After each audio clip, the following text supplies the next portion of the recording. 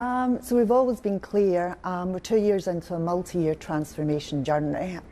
We've made significant progress. In those 2 years, we've expanded earnings potential by £1.8 billion, cash flow by £1.9 billion, and we've substantially rebuilt the balance sheet. We're now back at investment grade rating with all 3 rating agencies. They hold us in a positive outlook. And for the first time in more than 10 years, we actually closed with a net cash position.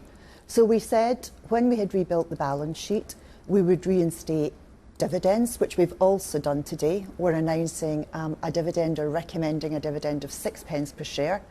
And on top of that, we're also rewarding our shareholders with a £1 billion buyback, which we'll execute over the remainder of the year. So it's a culmination of us following through on our promises, but a demonstration of the strong progress that we have made in transformation. The sceptic in me wonders whether this is just very good timing, because there's been a bunch of defect issues that has impacted the supply chain over the course of 2024. In particular, a flight that was on its way to one of the Asian markets, a Cathay Pacific flight, where there were defects, and we saw dozens of grounded planes. You've mentioned today that supply chain issues to persist for a further 12 to 18 months.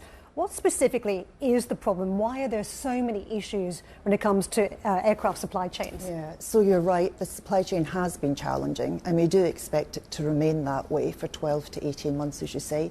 It's industry-wide, it's not specific to Rolls-Royce, and it's particularly around spare parts availability, particularly in casting and forging,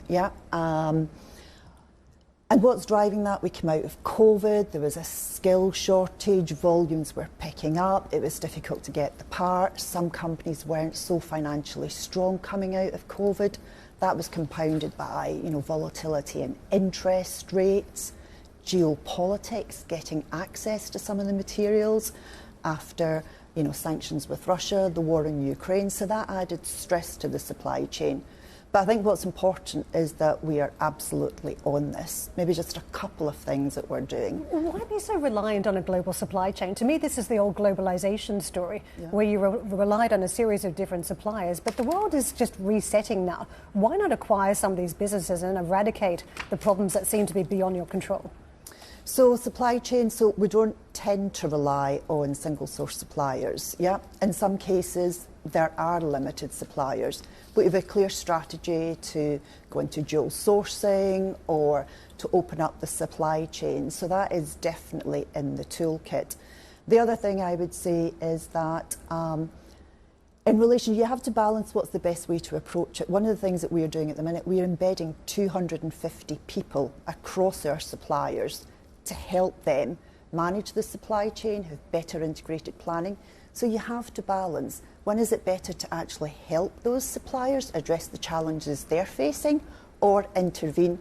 And in some cases, we've actually given financial support to suppliers to help them through this, through various mechanisms. So various tools and techniques that we use to address the supply chain.